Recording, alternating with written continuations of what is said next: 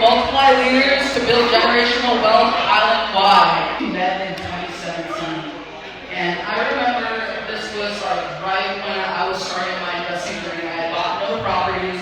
I was still in college, and my sister knew him from the party scene. I meet up with this guy, and I'm like, I'm trying to buy houses to flip.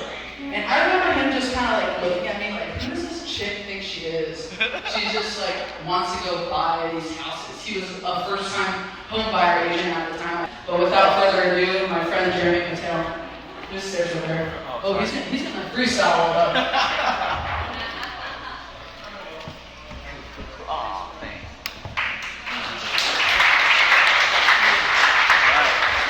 Check, 1, 2, 3. No one tells you like the different ways of investing in real estate. As a real estate agent, you're just, familiar with, okay, let me get someone who's qualified to buy their home to live in, and then maybe like they rent it out later. That's all I knew. But I started diving into this investing thing, and I was like, okay, this can actually work. Like, people actually make money doing this. Once I realized, okay, it's possible, the next question I asked is, how do I get the money to flip houses? And that kind of stopped me from there. Stacy brought me onto a booze cruise with our good buddy named Alex Camacho.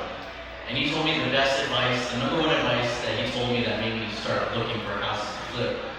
And that one piece of advice he told me was that don't worry about the money, worry about finding a good deal. Because if you find a good deal, the money will come. I'm like, okay, how much is that? It's like $160. Do you have that? I'm like, oh yeah, awesome, thank you guys so much. And I'm like, I don't have $160. So you're telling me I gotta pull $160 out of my ass in 30 days. So what did I do?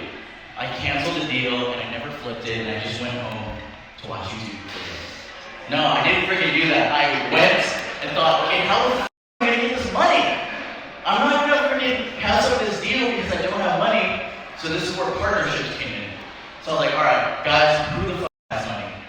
I have 50 grand, you got 50 grand, you got 50 grand. Alright, let's get it together. That's exactly what I did. 2 of those deals, I was adding square footage, and those were the first 2 deals that I learned about this awesome group.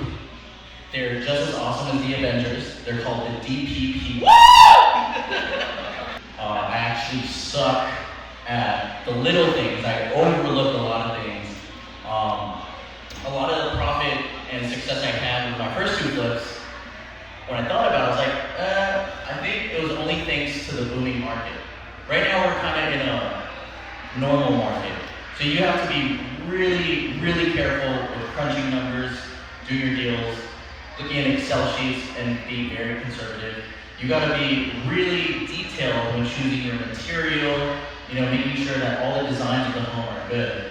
And I learned all of that the hard way. So I find a deal, or at least I thought it was a deal, and it was from an agent, and he was like, hey bro, this is a freaking good deal, you should buy it. And I'm like calculating the deals, and this is where my ego is coming in. It's like, no, if you can do this and sell for that, but then buy it for this, I think you can make $100,000. I was like, there you go. I do that and I'm a millionaire. And he's like, okay, let's partner up together because I found you this deal. I'm like, okay. Long story short, it's not a good deal, big surprise. And we put it on the market. This is March of 2022. And it sits and sits and sits. And it's 3 months sitting. And I'm like, whoa, I'm like, if your house is sitting on the market for 3 months at this time, you did something wrong. For like 3 months, this partner, real estate agent by the way, he's helping me pay. And all of a sudden he's like, yeah, Jeremy, I'm out of money, dude, and I can't pay anymore. And I was like, he ghosted me, and I had to take $140,000 loss by myself. And that was because 1, I chose the wrong partner. 2, I calculated everything wrong.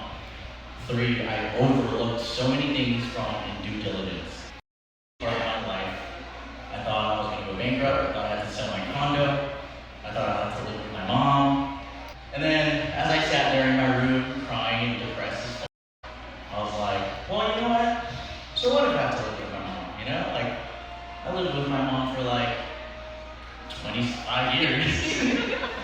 mind switch. I was like, yeah, it's not that bad. I'm still alive. You know, I still got my 2 feet. And then, you know, that's where I started getting more grateful with like the little things that we often overlook. Let's say I did go bankrupt, awesome, whatever. What am I gonna do to get back on my feet? It's like, okay, I'm bankrupt, Jeremy. What am I gonna do? I'm gonna work my ass off and find deals, network with people, go to these events, try to flip stuff, wholesale stuff, you know, go back to being an agent, you know, serve my clients. And then I was like, why the fuck do I have to wait till I go bankrupt? And I clicked on my mind. I was like, let's do it now. All right, I'm about to write a check for $140,000 on a flip that I like. Should I write another contract to get into this another deal? So that was scary. I was like, okay, I'm not doing this alone. I'm never gonna do things alone ever again. So that's when I hit up one of my friends, Warren, AKA he's good at everything that I'm not good. We ended up buying a 3-bedroom condo in Kaneohe. So we ended up selling it for $775, and we made $140,000 in profit. So as you guys can see, there's power with partnerships. Ooh, that was a good one. Let's say that again. There's power in partnerships, okay? You want to identify your strengths and your weaknesses, team up with someone who's the opposite. But anyway, that's kind of my story right now, of my experience with partnerships, the good, the bad. And I hope you guys learn from my mistakes and my experiences, and I hope that you partner with people. Alright, how did you get the $140,000 loss? But bro, so 40 grand was my savings.